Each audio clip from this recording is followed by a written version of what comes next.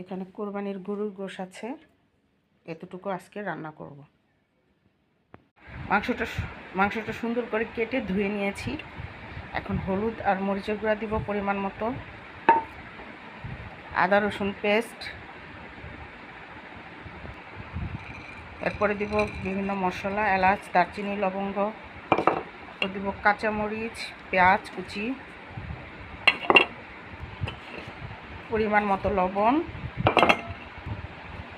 তারপর দিব তেল। এরপর ভালোভাবে মাখিয়ে নিব।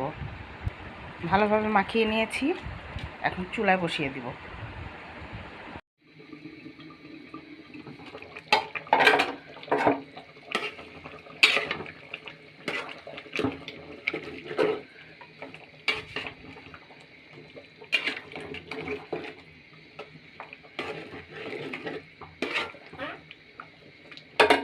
মাংসটা কষানো হয়ে গেছে, এখন পানি দিয়ে অল্প আলু দিব।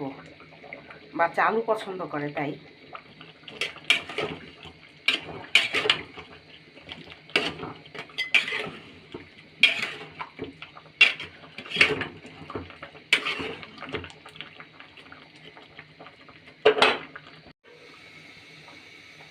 এখানে 2 টেবিল চামচ গরম মশলার ফাঁকি নিয়েছি, এটা আমি বাসায় করে নিয়েছি।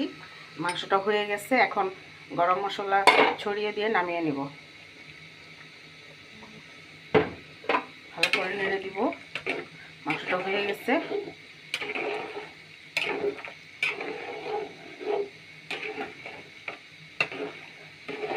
একটু ঝোল রাখবো, কারণ আমরা একটু ঝোল মাংস পছন্দ করি। 5 মিনিট পর নামিয়ে নিব।